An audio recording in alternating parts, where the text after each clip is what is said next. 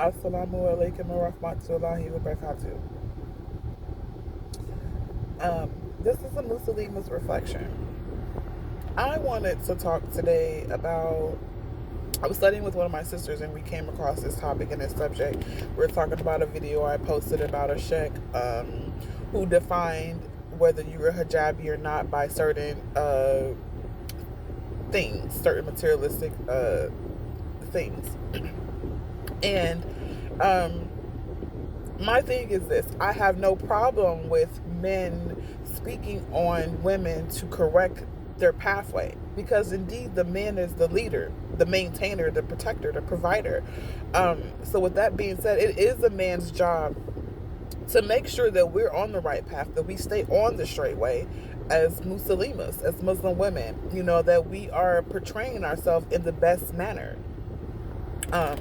So I have no issues with that at all. No problems with that. My only concern is that I have yet to see a sheikh or imam or any other Muslim man that speak about the Muslim men and how to correct them. I have yet to see them place a men for accountability for their actions.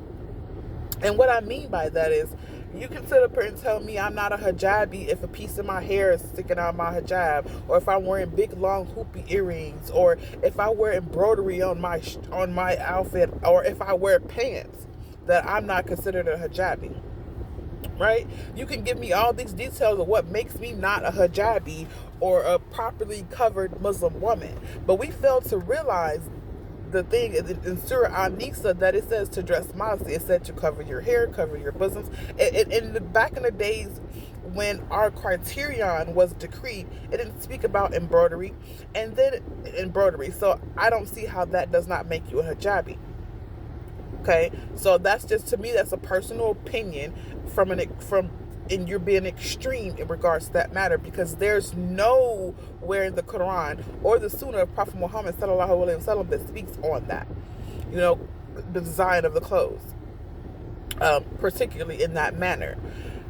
It says to dress modestly. It says that we should be covered, and our clothes should not fit to the point where our shape is shown. You should not see the structure of my bosoms, the shape in my hips or my thighs, etc., etc., things of that caliber. Our face can be shown, our hands can be shown.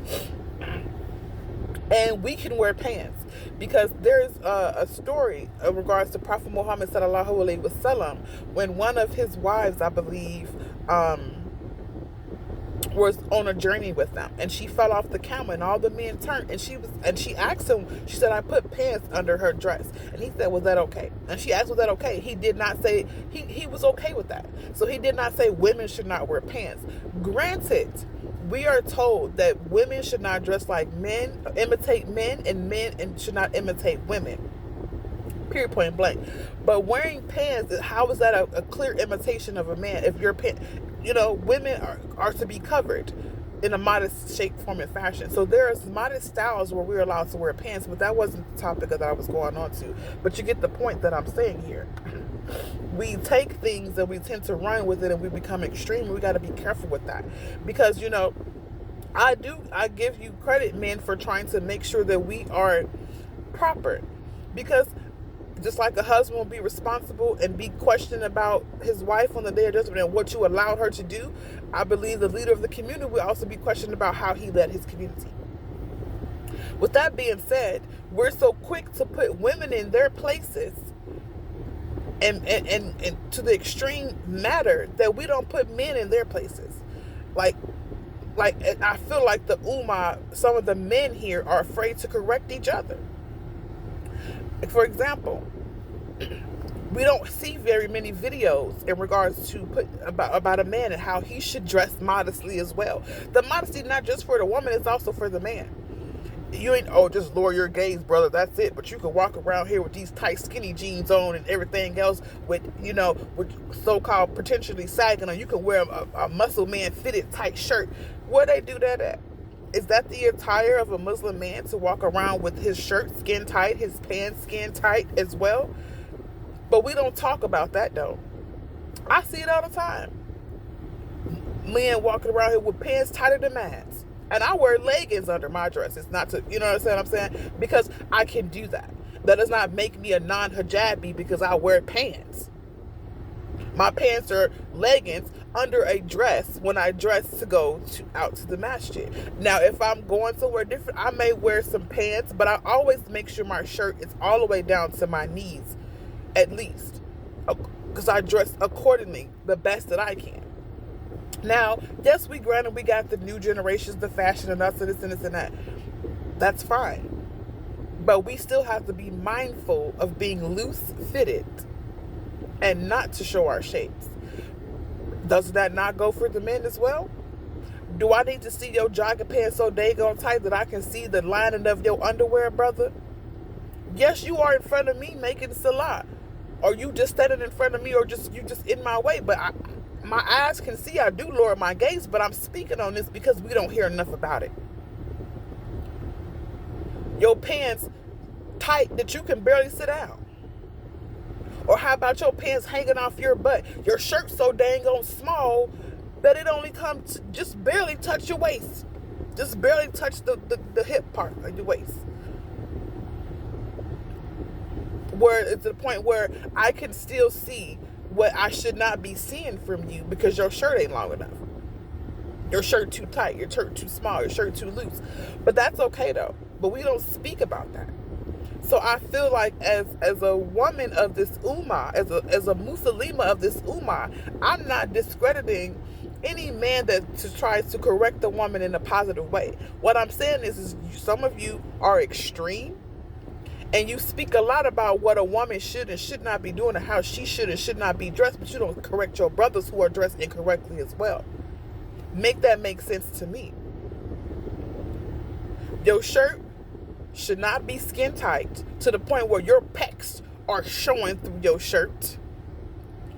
To the point where you can't even raise your arm up, my brother, without your side showing or parts of your belly showing, because a man, his belly button is supposed to be covered. You have certain criteria to follow as well. Just like when you make a salah, your pants, your shorts, if you decide to wear shorts in salah, it should be below the knees. So that way when you bend, right, it ain't going above the knees because it's not supposed to be above the knee. Right? Because you're supposed to be covered as far as that goes when you're salah. But do we talk about that though? Are we going to hear more about that though? Like, I've seen a brother, you know what I'm saying? If he didn't look like a boy, I would have thought he was a sister by the way he was dressed. Astaghfirullah. And I'm not throwing shade on anybody. I'm simply just saying there's nothing, we correct more women than we correct men. And as men, as I'm calling out my leaders, my men leaders in the community, to address your men as much as you address these women. Because they need it too. We all need guidance. We all need to be reminded of modesty. Of modesty. Period. It ain't just for the women. And we fail to realize that. The Sahaba and the Sahabi dressed modestly. So if the best and the blessed generation dress modestly, what makes men think that they cannot in this Ummah? What makes you think that it's okay to go out here looking like a kufr? When we are not to imitate those, right? Man or woman, we should not imitate the kufars. But I wanted to speak on that because, not because I'm offended by you speaking about us sisters, because, you know, to each his own. You know, I know who I am, I know what I bring to the table, and I'm able to take the correction if I need to be corrected. However, I feel like we're so busy correcting women that we forget to correct the men who are our leaders, who are going to be held accountable for how they lead. So we need to correct the men so that we can have better leaders in this Ummah, because from what I'm seeing in this Ummah, our Ummah is rocky, is shaky. We're supposed to be the best Ummah from all the generations of prophets, from the prophets. Peace and blessings be upon them all. Yet, we are so modernized and extreme. Instead of just following the deen. It's either you too extreme Or you want to modernize it and put a twist to it. Bid'ah. Instead of just following the ways of Prophet Muhammad sallallahu alaihi wasallam, the Sahabi and the Sahaba, radiyallahu anhu, radiyallahu anha, and of course the 4 imams, whichever one you choose to follow. The bottom line is they all took from the Quran and the Sunnah. Period. So let's follow these people accordingly and not put our own twist on it. Let's correct the brothers accordingly as they should be corrected. Not just in their modesty of dress, but how they treat and talk to women. Are we supposed to be beaten on, verbally, mentally abused? No, it says to speak kindness and love and gentleness to your wife.